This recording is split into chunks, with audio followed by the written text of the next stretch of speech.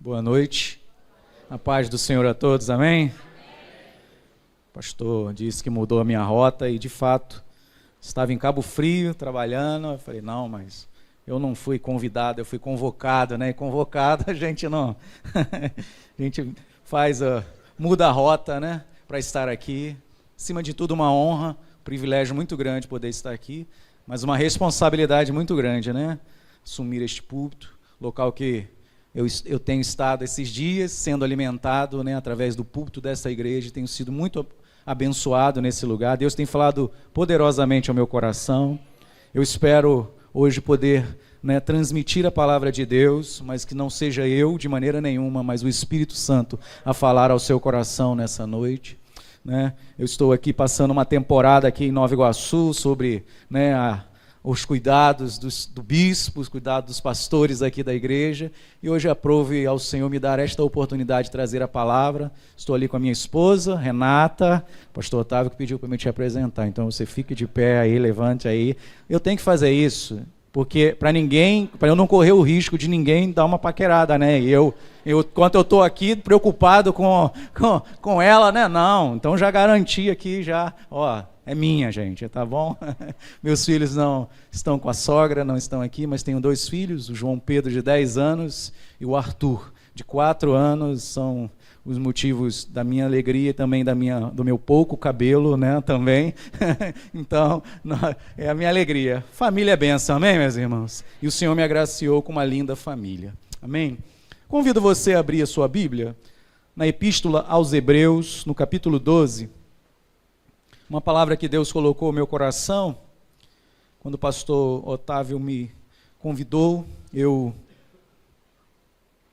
lembrei desta palavra que Deus já havia trabalhado comigo e falou fortemente ao meu coração, mas a gente sempre, como homem, a gente fica, Senhor, Senhor. Mas ao chegar aqui, o pastor Otávio leu o Atos, capítulo 23, versículo 11, e um pouco do que ele falou confirmou a palavra no meu coração. Eu coloquei um título nessa palavra: vença o desânimo, fortaleça a sua fé. Amém?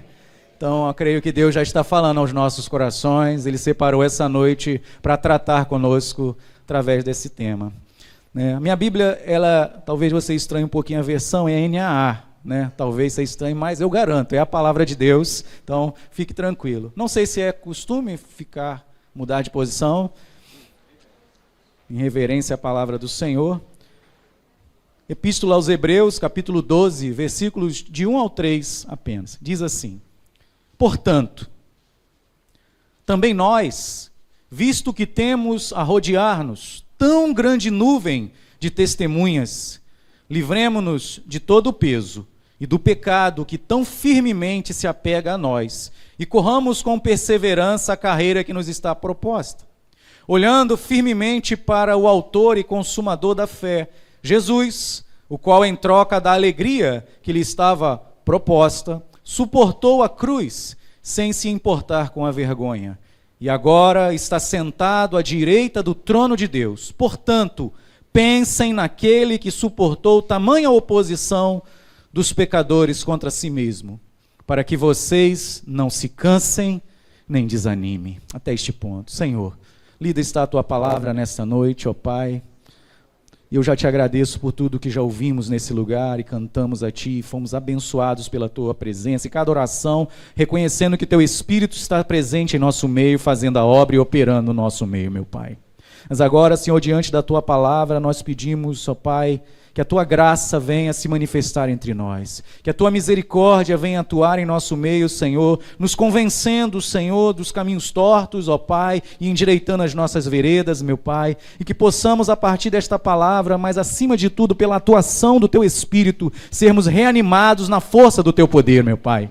Abençoa o meu irmão que está à minha direita, à minha esquerda, abençoa a Tua igreja nessa noite. É a oração que eu faço a Ti, e o faço em nome de Jesus. Que a igreja do Senhor diga amém. Podei tomar o seu lugar. Conforme falei, o título: vença o desânimo, fortaleça sua fé. Em uma jornada longa, pode haver desânimo e fraqueza. É muito comum desanimarmos e sentirmos-nos fracos quando o caminhar é demorado. Caminhar 100 metros pode ser tranquilo, 1 quilômetro talvez, né, vai tirar o nosso fôlego. Então, a jornada longa tende a nos fazer desanimar. Certamente você viu um filme de animação, um desenho, Shrek, e ele tinha um burrinho, o mais engraçado daquele filme.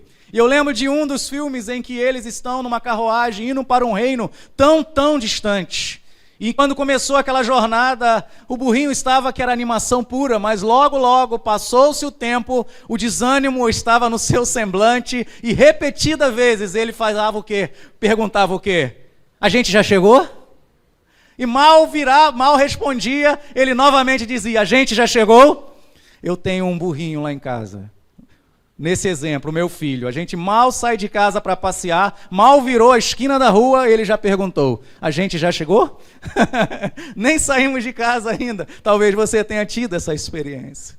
O prazer, meus irmãos, no objetivo final, facilmente pode tornar-se desânimo e fraqueza ao longo do caminho.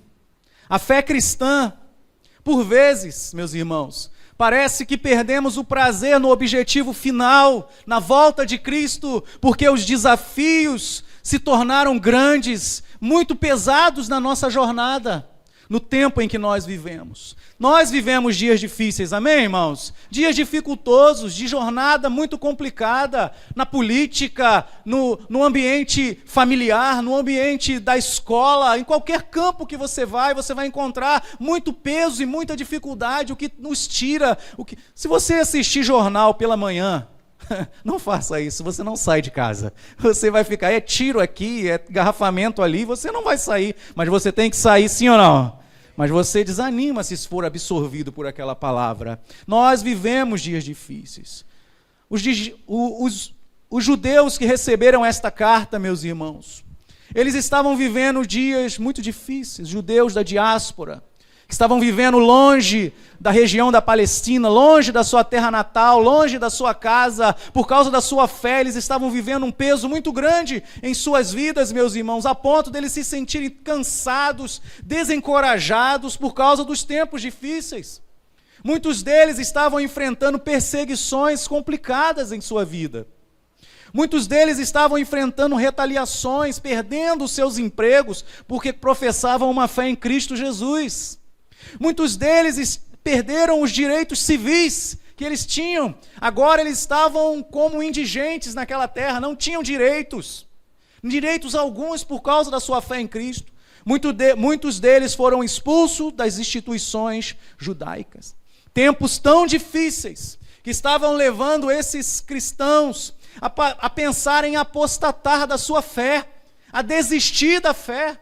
Tanto que o autor dessa carta, no capítulo 10, versículo 38 e 39, ele vai dizer uma palavra para encorajando esses homens, ele vai dizer, mas o meu justo viverá pela fé, e se retroceder dele, a minha alma não se agrada. E ele é veemente, ele diz, nós, porém, não somos dos que retrocedem para a perdição, mas somos da fé para a preservação da alma. Perceba que a palavra do autor desta carta é de ânimo. Se ele está procurando animar, é porque tem pessoas que estão desanimadas. É pessoas que estão cansadas e sobrecarregadas. O clima é de desânimo. O autor está encorajando. Essa epístola tem essa característica. Tem como característica e um dos objetivos o encorajamento desses judeus. A verdade, meus irmãos, isso acontece comigo e com você, é que ao longo da jornada, devido às circunstâncias difíceis, podemos desanimar. Isso aconteceu com este povo. Homens que se viram perdidos, vagando pelas densas nuvens da dúvida, que deixavam sem direção na floresta das incertezas. Alguns estudiosos chegam a dizer que entre eles se dizia, será que valeu a pena seguir a Jesus?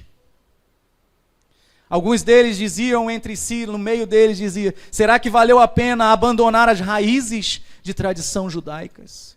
E talvez você não tenha dito, mas talvez em momentos da sua angústia você já tenha pensado: será que está valendo a pena esse sacrifício?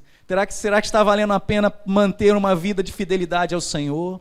Será que está valendo a pena continuar de joelhos e orando? Será que está valendo a pena se privar talvez do mundo para permanecer fiel a esta palavra? Será que está valendo a pena tanta dificuldade, tantas coisas difíceis? Perceba que os sentimentos equivocados tomaram conta daqueles homens, trazendo medo por causa das suas lutas infindáveis. O desafio do autor da carta aos Hebreus é encorajá-los. E para isso ele faz uso da palavra de Deus e de Cristo, pois quando se trata da fé, somente a palavra e Cristo pode nos renovar e fazer algo novo sobre nossas vidas. Meus irmãos, o autor está encorajando esses homens, assim como ele está fazendo nos nossos dias.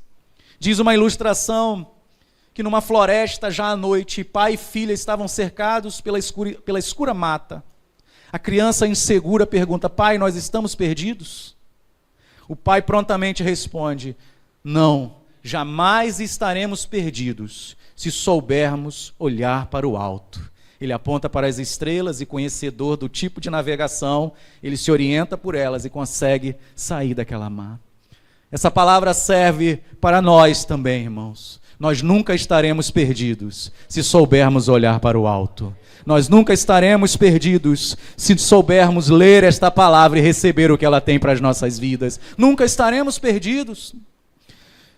Por isso eu pergunto para você: para onde você tem olhado quando as dificuldades batem à sua porta? Para onde você tem olhado quando os dias difíceis chegam? Porque eles chegam. O apóstolo Paulo fala que o dia mau ele chega. O dia mau ele vem na nossa vida, não queremos, mas ele sobrevém. Não escolhemos o dia, mas ele vem. E quando ele chega, quem é a nossa referência? Para onde nós estamos olhando? Para quem estamos buscando? Para quem estamos pedindo socorro? O meu socorro vem do Senhor, que fez os céus e a terra. Diz a palavra. Nestes 3 versos, meus irmãos, que nós lemos, o autor dá uma aula de referência e incentivo que serviu para aqueles judeus e servem para nós hoje. Eu quero rapidamente, meus irmãos, destacar alguns pontos que saltou ao meu coração ao ler esse texto. O primeiro que saltou ao meu coração é que na batalha da nossa vida nos dias de hoje, essa batalha que você está enfrentando, essa luta difícil que você talvez esteja enfrentando e talvez até tirando o seu ânimo, te desanimando, e talvez em algum momento você até pensou: eu vou desistir. Eu quero te dizer, não desista, porque essa batalha não é exclusividade sua. Outros homens da fé já experimentaram batalhas muito mais difíceis, mas eles permaneceram fiel e receberam a sua recompensa. O texto diz no versículo 1 que, portanto, também nós. Toda vez que essa palavra, portanto, expressa, inicia um capítulo, um parágrafo, meus, ela está se fazendo referência à parte de trás, ao argumento que ele já deixou lá para trás. E ele estava falando do que no capítulo 11? No capítulo 11 ele estava falando da fé. No capítulo do 11 ele está relatando a galeria dos heróis da fé.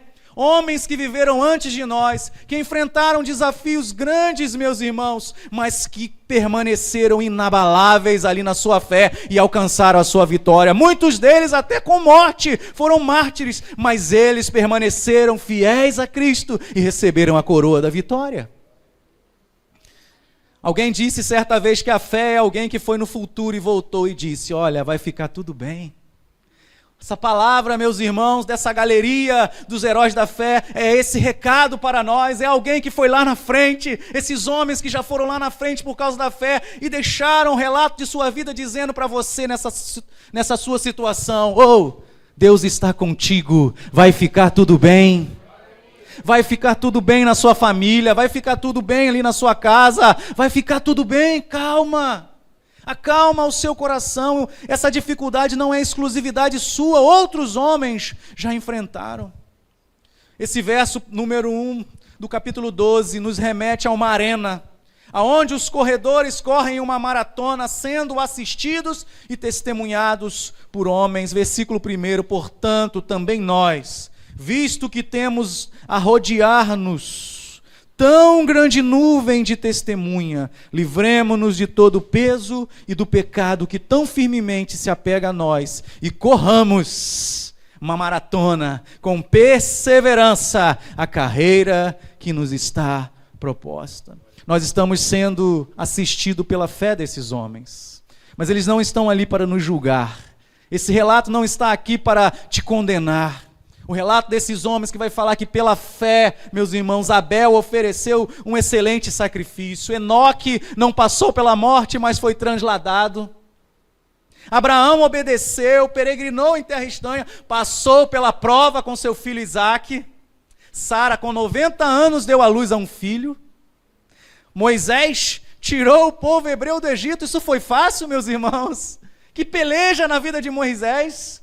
E ele teve vitória, e muitos outros que ao longo da jornada venceram, não por causa das suas habilidades, mas porque confiaram no Senhor, aguardaram no Senhor e foram vitoriosos. A fé que esses homens nos deixaram de inspiração, elas estão a nos rodear nos dias de hoje, para nos dizer, é possível vencer essa peleja. Não por causa da sua força, mas por causa do Deus Todo-Poderoso que está sobre a sua vida e sobre a sua casa.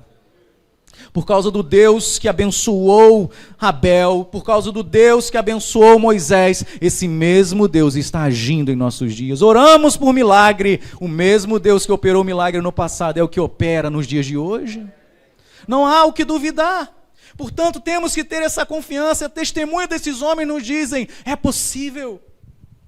Eu não sei o que você está enfrentando, meu irmão, mas eu quero te dizer que você pode continuar correndo, mesmo que esteja difícil. Continue perseverando, não desista, porque como diz o autor, nós não somos dos que retrocedem para a perdição, mas somos da fé para a preservação da alma. Nada pode nos separar do amor de Deus. Este é um ponto importante, meus irmãos, saber que a nossa luta de hoje não é uma exclusividade nossa, que outros já venceram e, portanto, nós também podemos vencer, amém?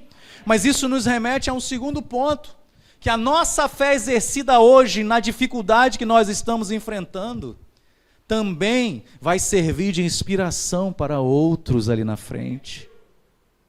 E isso é importante, assim como esses homens que não desistiram, inspiram a nossa fé no dia de hoje, tem pessoas que estão olhando para a sua fé no dia de hoje, no meio da dificuldade que você está enfrentando, para ser inspirado por você também.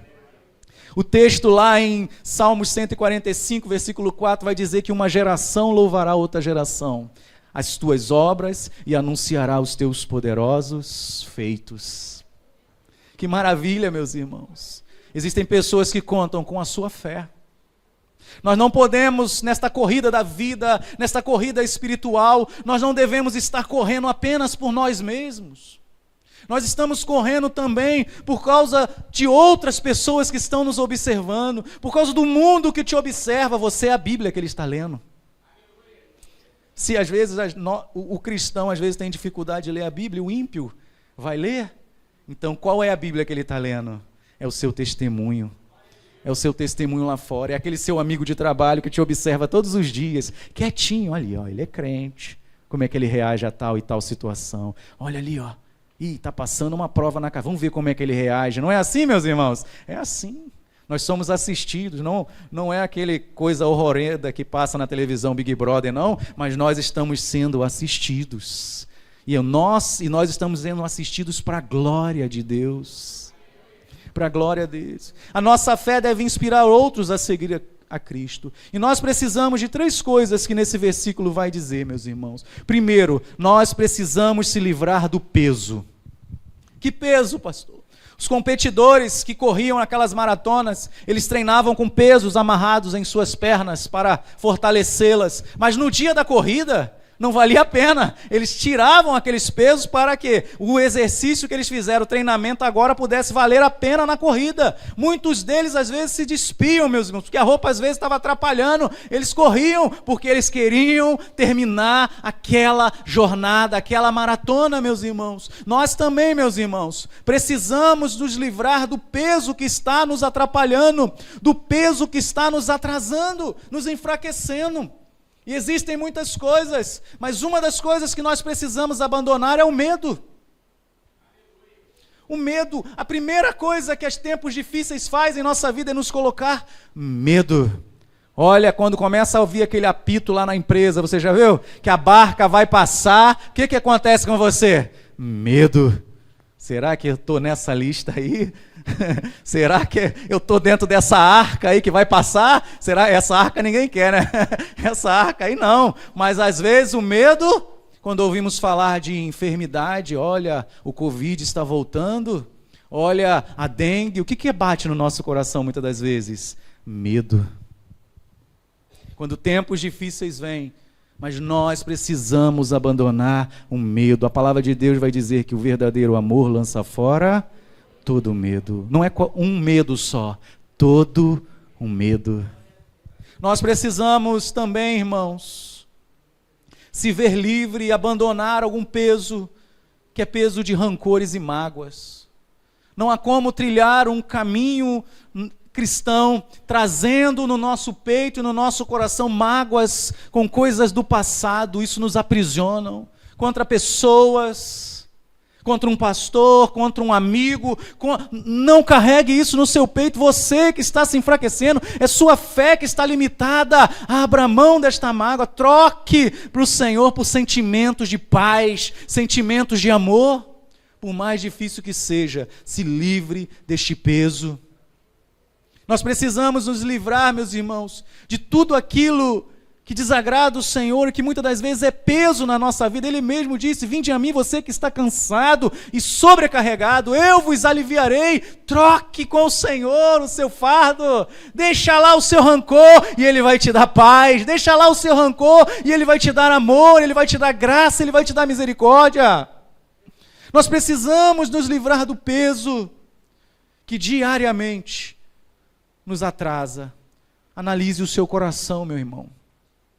Eu preciso analisar o meu todos os dias. Nosso coração é muito vacilante. Não podemos confiar no nosso coração. Hoje você está bem, mas uma palavra, às vezes alguém te olhou meio torto, você já imaginou coisas, e você já se abate, desanima. Eu não vou mais na igreja, não. Pastor Otávio não falou comigo. Mesmo o pastor Otávio, coitado, estava cansado, nem te viu. Deu um voto de confiança. Você entende isso? Às vezes é alguém no trabalho, às vezes é um amigo, às vezes é um filho dentro de casa, uma palavra que veio no seio da família e trouxe desânimo. Deixa o Espírito Santo renovar a sua vida, meu irmão. Deixa esse peso para lá, se livre dessa mágoa. Mas nós precisamos se livrar do peso do pecado. O texto vai dizer que nós precisamos nos livrar, que ele se apega firmemente a nós. Existem muitos pecados que poderíamos discorrer aqui, mas tem um pecado muito grave no tempo de dificuldade, que é o pecado do imediatismo. Muitas das vezes, meus irmãos, quando nós estamos enfrentando um problema, a nossa oração é: Senhor, me livra hoje, me livra hoje, me livra hoje. Mas aí a gente vem para o apóstolo Paulo, em que o Senhor vira para ele e fala: coragem, permaneça aí, é difícil, mas você ainda tem uma missão lá em Roma. E você sabe que depois daquilo ali, Paulo enfrentou tantas coisas, até um tufão de vento chamado Euroaquilão. Um naufrágio, meus irmãos. Quando chegou são e salvo na ilha, foi mordido por uma víbora. Tamanha a luta que o apóstolo Paulo passou. Quando ele foi chamado: eu vou mostrar para ele o quanto importa sofrer pelo meu nome. Quem sabe essa situação que você está enfrentando, que não é fácil, não foi o Senhor que te colocou nela, para te ensinar, para te fortalecer, para amadurecer a sua fé, para fazer você crescer. E quando você pede imediatismo na resposta, você está dizendo para Deus: eu não aguento mais. Você aguenta sim, porque quem te colocou lá foi o Senhor. E Ele não vai te tirar. Vou te dar uma notícia: não adianta espernear. Deus não vai te tirar do deserto até Ele concluir a obra na tua vida. Mas não peça por imediatismo, porque foi de imediatismo que Satanás ofereceu a Jesus no deserto, na tentação. Quem levou Jesus para o deserto? O Espírito. Mas lá Satanás ofereceu para ele coisas imediatas. Está com fome? Peça pão. Olha, se prostrado me adorar, tudo isso é teu, você não quer reinar? Tudo isso é teu agora, basta me adorar. Imediatismo, quem trabalha com imediatismo, oferecendo a nossa vida, muitas vezes é o inimigo mesmo. O Senhor trabalha com graça sobre nossas vidas. Ele falou para Paulo, a minha graça te basta, o meu poder se aperfeiçoa na sua fraqueza, Paulo. Meus irmãos, nós precisamos nos livrar desse pecado. Devemos aceitar o tempo vivido. Eu não sei o que você está enfrentando. Ah, pastor, você não sabe o que eu estou enfrentando. Não sei. Mas eu estou falando de mim. Eu devo aceitar o tempo que estou vivendo. Porque ele procede de Deus. E eu quero aprender, absorver, aprender nessa escola para ser um obreiro aprovado. Um obreiro que passa na prova. Nós precisamos, meus irmãos, nessa jornada em que outros nos observam, nos manter firme. O Bispo Walter tem uma expressão que eu li certa vez, não sei se num livro ou na rede social, em que ele disse: a graça é como um rio no qual fomos mergulhados. Segue seu curso e não dá para lutar contra as suas correntezas. Mas nós podemos e devemos mexer as mãos e os pés e continuar a boiar. Talvez não dê para lutar contra a correnteza, mas dá para boiar e se manter firme nessa jornada. Se manter firme. Por quê? Porque nós estamos sendo observados por nossos filhos, nós estamos sendo observados por amigos, pela sua esposa, pelo seu esposo. Nós estamos sendo observados o tempo inteiro e a tua fé, a tua força, a tua perseverança ajuda outras pessoas a vivenciar o extraordinário na presença do Senhor. Nós não somos dos que retrocedem. Mas nessa jornada, meus irmãos, seguindo para o final, a nossa maior referência de todas é Cristo Jesus. Nos versículos 2 e 3 do capítulo 12 diz: olhando firmemente para o autor, consumador da fé, Jesus, o qual em troca da alegria que lhe estava proposta, suportou a cruz, sem se importar com a vergonha, e agora está sentado à direita do trono de Deus. Portanto, pensem naquele que suportou tamanha oposição dos pecadores contra si mesmo, para que vocês não se cansem nem desanimem. Na luta contra o desânimo e a fraqueza, a nossa maior inspiração é Cristo Jesus. Sua vida, sua obra, seu sacrifício, sua vitória sobre a morte. Tudo que Cristo suportou e enfrentou foi por amor a nós, a fim de que aquilo que outrora nos aprisionava, aquilo que outrora nos trazia medo, aquilo que sugava as nossas forças, fosse lançado fora e não mais tivesse efeito sobre nossas vidas. Cristo fez isso para que você tenha uma vida, e em Romanos vai dizer vida em abundância. Uma vida em abundância. Deus não tem prazer em olhar para nós, meus irmãos, e ver homens e mulheres lavados e remidos no sangue do Cordeiro, vivendo uma vida de cabeça baixa, angustiados, atormentados, tristes e amarrados. Você não precisa revelar sua idade. Ah, você já foi no circo que tinha um elefante mesmo, de verdade? Né? Eu não sou tão velho assim, mas eu já fui também. Eu já fui. E uma coisa que sempre me impressionou, como que um animal daquele tamanho, com um couro daquele tamanho, se deixava subjugar com um adestrador, com uma varinha. Aquela varinha não conseguia perfurar nem mesmo o couro daquele animal. Mas aquele animal subjugado, sem conhecer o tamanho da sua força, aceitava, a direção que o adestrador, um pequeno homem, dava. E eu ficava pensando e fico pensando, se aquele elefante descobrir a força que tem, não fica adestrador, o circo não fica de pé, A cidade vai virar um caos se ele fugir. E quem é que vai pegar o elefante? Qual é? Quem vai conseguir segurar um elefante? Se ele descobrir a força que tem. Muitas das vezes, meus irmãos, eu e você, servos do Senhor, nós não temos poder, mas aquele que habita em nós é o Todo-Poderoso. Mas a gente fica vivendo com medo, derrotado e fracassado. Muitas das vezes a situação se levanta e a gente já diz assim, não tem mais como não. Você nem experimentou orar, você nem experimentou confiar, você nem experimentou dizer, Senhor, eu não sei como vou vencer. Você lembra do gigante Golias? Paralisou um exército inteiro, Davi chegou, o que está acontecendo aí? Esse gigante está afrontando aí alguém que lute com ele. E o que vai ser feito aí com quem? Com quem é? Vai ter livre de imposto e vai casar com a filha do rei. O quê? É agora mesmo que eu vou lá e vou derrubar esse gigante, mas eu não vou na minha força não. Eu vou no quê? No nome do Senhor dos Exércitos. E aquele gigante caiu rapidamente. Davi nem foi para a mão, meus irmãos, porque ele sabia, eu não posso lutar com ele com as minhas armas. Eu vou lutar com a habilidade que o Senhor me deu. Meu irmão, tem poder na tua vida que vem do alto, que vem do Senhor, da unção do Espírito sobre a tua vida. Nessa situação você pode declarar dentro da sua casa, minha casa vai vencer, vai passar por essa prova no nome de Jesus. Você pode declarar sobre o seu casamento, sobre a vida do seu filho, sobre a sua vida financeira. Creia nisso, porque o Senhor tem prazer em cuidar de todas as áreas da sua vida. De todas as áreas da sua vida. Tudo que ele suportou e enfrentou foi por amor a mim e a você. Por isso o autor diz assim muito claramente no versículo 3, pensem em Cristo, pensem naquele que suportou tamanha oposição. O apóstolo Paulo, na carta aos Filipenses, ele vai dizer, pense naquilo que é bom, naquilo que é puro, que tem boa fama, que tem louvor. Meu irmão, deixa Cristo penetrar o seu pensamento de maneira que não haja espaço para entrar o desânimo e a derrota na tua vida, meu irmão. Deixa Cristo ser o centro da sua casa, o centro da sua família, o centro do seu ser. Ele é tudo isso. A carta dos Hebreus é isso. É uma lembrança constante do poder de Deus e da supremacia de Cristo sobre todas as coisas.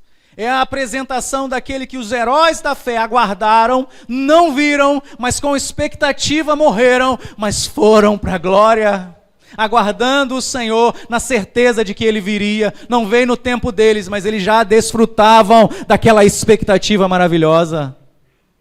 Cristo, meus irmãos, ele passeou em todas as eras. Ele estava na criação, ele estava no tempo dos juízes, ele estava no tempo dos reis, ele estava no tempo dos profetas. Cristo passeou em todas as eras, meus irmãos, estabelecendo o seu reino sobre todas as coisas. Portanto, podemos confiar em Cristo, colocar a nossa vida nele, e nós venceremos as angústias e as tribulações na nossa vida. Você vai suportar. Paulo suportou, Elias suportou, tantos homens suportaram. Se abrimos aqui talvez para testemunho, tantos homens já vão poder dizer aqui, olha, eu venci no poder de Cristo. Nós podemos vencer no poder de Cristo. O que Satanás quer, meus irmãos, é te desanimar e tirar essa verdade do teu coração. Não permita isso. Todas as vezes que você se levantar de manhã, diga assim, eu vou vencer esse dia no poder do nome do Senhor. No poder do nome. Por quê? Porque Ele é o supremo Filho de Deus. Ele é a imagem do nosso Deus, meus irmãos. A imagem exata do ser de Deus. Ele é o supremo homem, um homem perfeito, no qual todas as coisas estão sujeitas e que morreu por nós. Mas Ele também é um sumo sacerdote que sabe se compadecer das nossas fraquezas, irmãos. Na sua luta contra o desânimo, olhe para o alto, olhe para Cristo, deixe Ele ser o centro e a referência, a estrela que brilha no céu, para que você trilhe e saia dessa jornada difícil na sua vida. Em tempo de angústia, Cristo é o remédio. Em tempo de dificuldade, Cristo é a saída na sua vida. Poderíamos discorrer muito mais coisas a respeito de Cristo, revelado nas Escrituras. Mas eu quero te dizer através dessa palavra, não desanime, mas pense, olhe e se apegue a Cristo em tempos de dificuldade, desânimo e fraqueza. Cristo é a sua resposta, meu irmão. Cristo é a resposta da sua vida. Eu gostaria que você fechasse os seus olhos por um instante.